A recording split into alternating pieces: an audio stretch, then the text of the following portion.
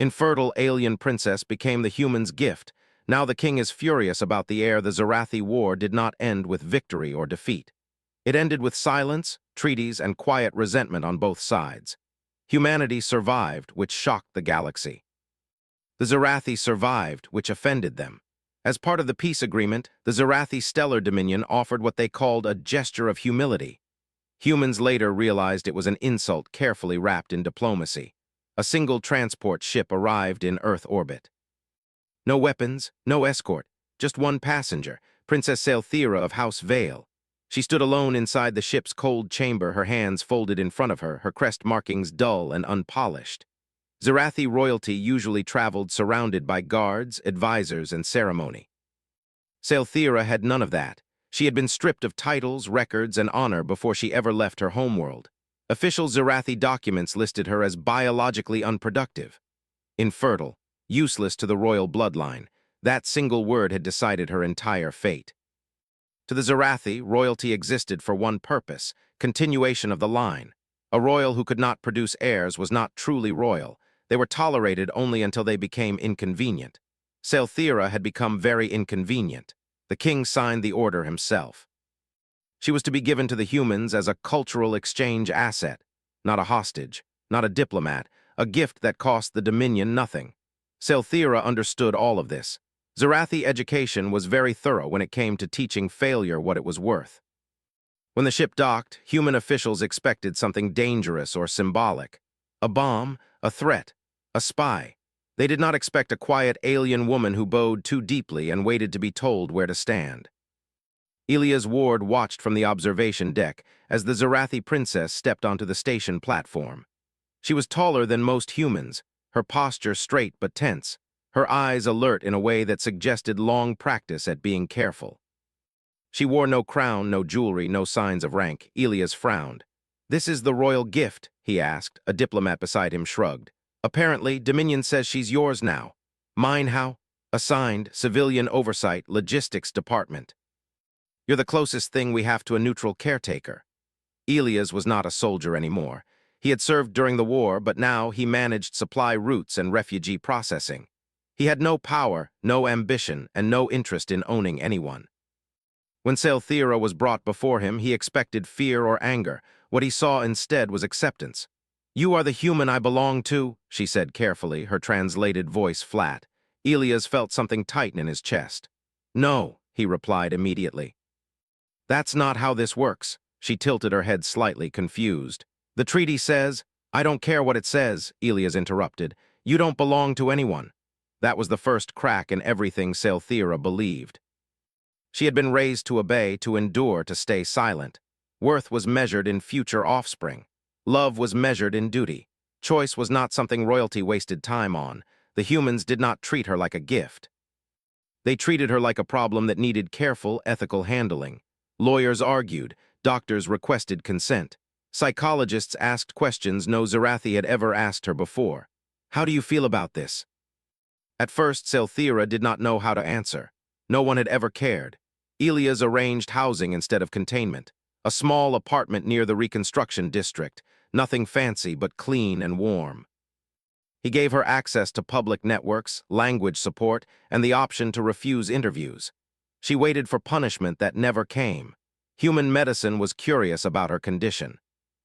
Zarathi records declared her infertile based on genetic screening done when she was still young.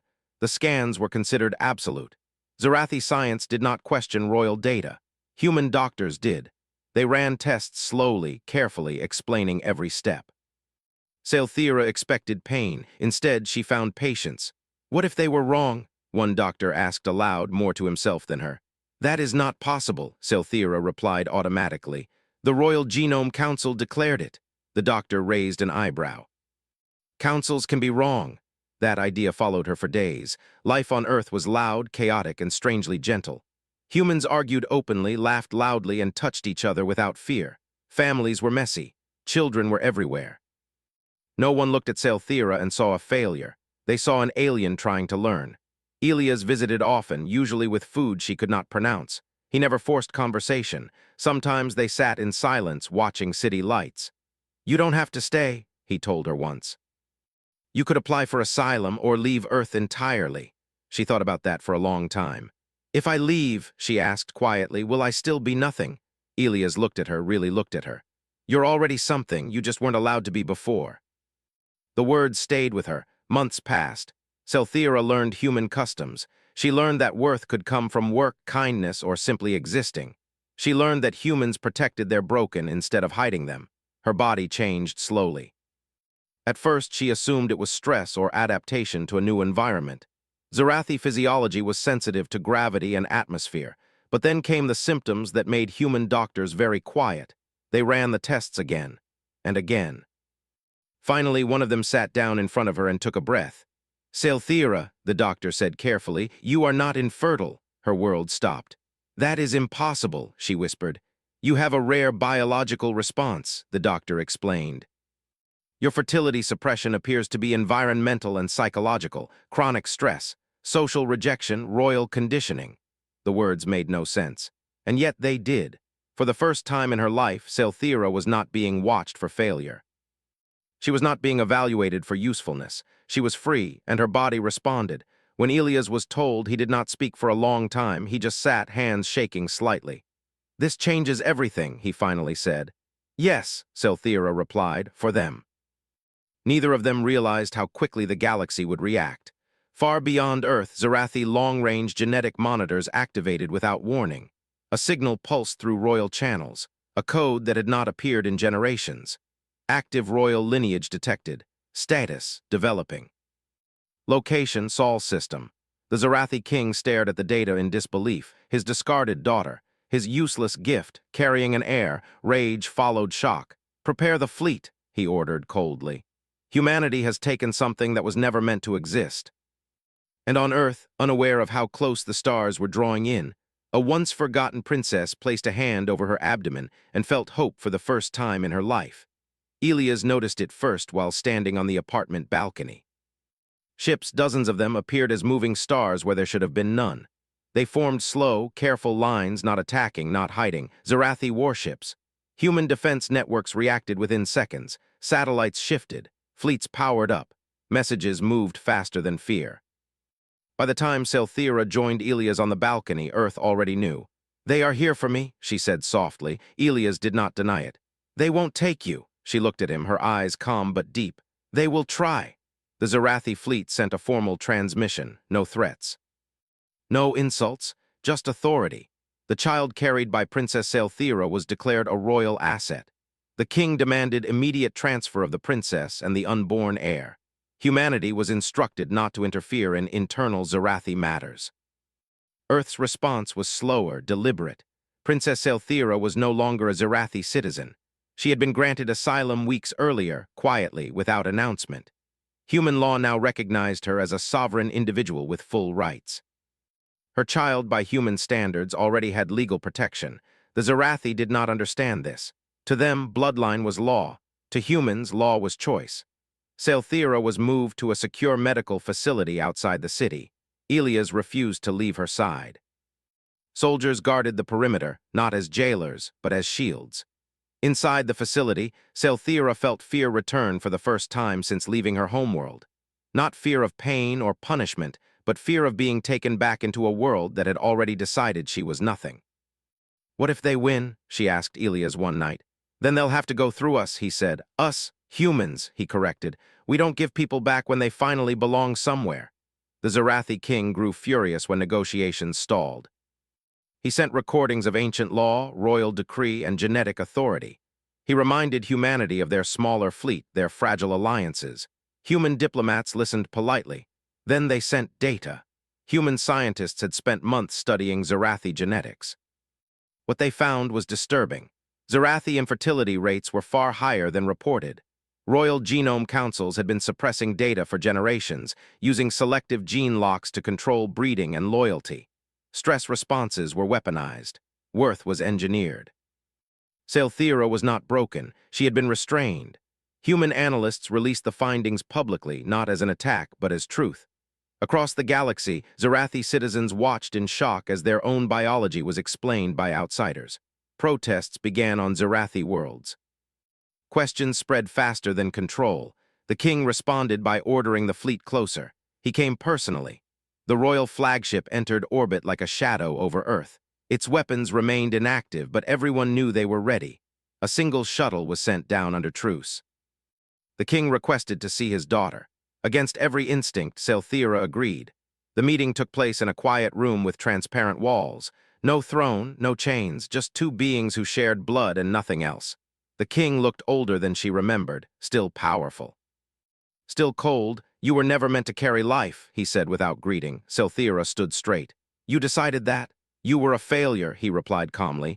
You had value only as an example. And now, she asked. Now you are dangerous, the king said. You prove that our order is flawed. Elias stood beside her, silent but unyielding. The child belongs to the Dominion, the king continued. You may return and be forgiven. Selthira placed a hand over her abdomen. I will not. The king's eyes narrowed. You choose a human over your people? I choose myself, she answered, and my child. For the first time, the king hesitated. Outside, fleets waited. Inside, cameras recorded everything. Across the galaxy, billions watched. If you take the child by force, a human diplomat said calmly, you start a war you cannot win. The king knew it was true, not because humans had more ships, but because they had already won something more dangerous. The story. Humanity had turned a discarded princess into proof that worth could not be decided by blood, proof that empires built on control would eventually break. The king stood in silence for a long moment. Then he turned away.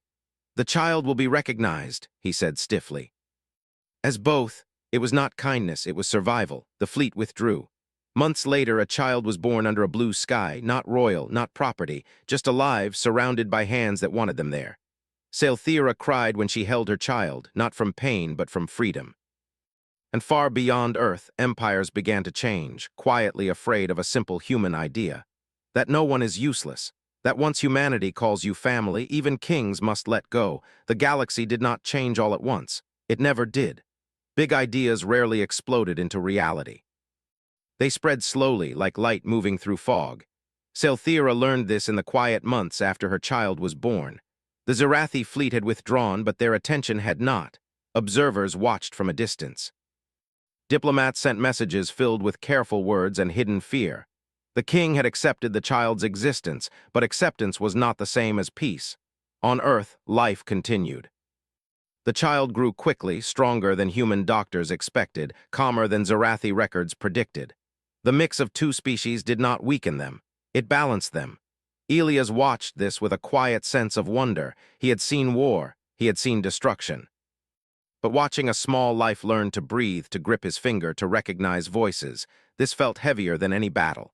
Selthira named the child Lirin. The name had no royal meaning, no historical weight. It was chosen simply because it sounded gentle. Some Zarathi found that insulting, others found it inspiring. Across the Dominion, whispers turned into conversations. Citizens began requesting access to their own medical records. They asked why infertility was so common among lower castes. They asked why stress markers were ignored. They asked why humans knew more about Zarathi bodies than Zarathi rulers did. The Royal Genome Councils tried to shut it down. They failed. Human scientists did not argue. They shared. They published everything openly. Data without blame, truth without threats, that was worse than an attack. Selthira became a symbol, though she never wanted to be one. Zarathi citizens sent messages asking how she survived exile. Humans asked how she learned to forgive. She answered honestly. I was not strong, she said in one broadcast. I was allowed to be weak. That sentence spread faster than any speech. The Zarathi king watched all of this from his throne, his empire changing in ways he could not fully control. He had ruled through certainty. Through structure, through fear of failure. Now failure was being questioned. The Royal Council urged action, stronger laws, tighter control, removal of human influence. The king listened, then he dismissed them. He had seen his daughter stand without fear. He had seen the child that should not exist breathe under an alien sky. For the first time in his long rule, he understood something terrifying. Control had kept the Dominion alive, but it had also kept it small. He authorized reforms slowly, carefully, so as not to shatter the system overnight. Gene locks were reviewed. Medical transparency was increased. The word infertile was removed from official caste designations. The changes were not enough for everyone. Some Zarathi worlds erupted into unrest. Others welcomed the shift. The Dominion did not collapse, but it bent. And bending, it learned, was not the same as breaking. On Earth, Selthira struggled with a different kind of fear, not of kings or fleets, but of the future. "What will Lirin be?" she asked Elias one evening as the child slept. "Whatever they want," he replied, "but the galaxy will decide for them," she said. "They will be watched, judged." Elias nodded. "So were we," he told her stories then about human history. About children born into impossible expectations, about mistakes and recoveries, about how humanity never really stopped arguing about what mattered. "We survived because we disagreed," he said, "and because we kept choosing better after choosing wrong." Selthira listened carefully. She had been raised to believe stability was sacred. Now she began to understand why humans valued change. Years passed. Lirin grew into a child who asked too many questions and smiled too easily. Their Zarathi traits softened with human movement. Their human expressions sharpened with alien perception. They belonged everywhere and nowhere. That made them dangerous to old ideas. The first assassination attempt came quietly. A hired agent, unaffiliated, slipped through security with forged credentials. They never reached the family. Human counterintelligence stopped them without spectacle. The message, however, was clear. Not everyone accepted the future. In response, humanity did something unexpected. They did not increase weapons, they increased presence. Cultural exchanges expanded. Mixed research teams became common. Zarathi students arrived on Earth. Humans visited Zarathi worlds. Exposure replaced isolation. Fear faded where familiarity grew. Selthira returned once to her homeworld years later, not as a princess. Not as a subject, as a guest. She walked halls that once judged her worth in silence. Now they watched her with uncertainty, respect, curiosity. The king met her privately. "You changed us," he said. "No," she replied. "You listened." He looked tired, older than before. "I did not know how to be anything else." "Neither did I," she said gently. They stood together in silence, two survivors of the same broken system. When Selthira left, she did not bow. The king did not demand it. Lirin watched the stars from a ship window on the journey home. "Will I have to rule someday?" they asked. "No," Selthira said immediately. "You can," Elias added, "if you choose, but no one will decide for you." Lirin thought about that for a long time, then they smiled. "I think I want to build things," they said, "things that help." Selthira felt something loosen inside her chest, a fear she had carried without realizing. The galaxy continued to change slowly. The Zarathi Dominion became something less rigid. Humanity became something more trusted. Other species watched and learned. Not because humans were strongest, but because they were stubborn about one idea. That worth was not assigned. It was recognized. And in that belief, a discarded princess, a quiet human, and a child who should not exist had reshaped an empire without firing a single shot. The stars did not care, but the people did. And for once, that was enough. The galaxy remembered the first time humanity refused to give something back. It remembered the second time even more clearly. Lirin was 12 when the message arrived. Not a threat, not a demand. An invitation. The Zarathi Dominion requested Lirin's presence at a multi-species summit. Official reason, cultural unity. Unofficial reason, the child had become impossible to ignore. Lirin was no longer just a symbol. They were brilliant. Human teachers noticed early. Lirin understood systems without being taught how. They saw patterns in trade routes, energy flow, and social behavior that took adults years to grasp. Zarathi traits gave them perception. Human upbringing gave them flexibility. Together, it made something new. Selthira read the message twice, her hands steady but her thoughts racing. "They want to see what they made," she said. "They didn't make Lirin," Elias replied. "They think they did." The summit was held on a neutral station, far from Earth and Zarathi space. Security was heavy but quiet. No one wanted this to look like fear. When Lirin stepped onto the station, delegates stopped talking, not because of power, because of expectation. They expected royalty, ceremony, control. Instead, they saw a child wearing simple clothes, walking beside two adults who treated them like family, not property. The king was there. Older now, slower, but watching carefully. When Lirin spoke, it was not rehearsed. "Everyone keeps asking what I am," Lirin said calmly. "I think that's the wrong question." The room leaned in. "I am not proof that bloodlines are special," they continued. "I am proof that care matters more." Some delegates shifted uncomfortably. I grew because people let me grow, Lirin said. If you want more people like me, don't control them, protect them. There was no applause, just silence. Then conversation. The summit did not end wars or sign treaties. It did something more dangerous. It changed how leaders talked.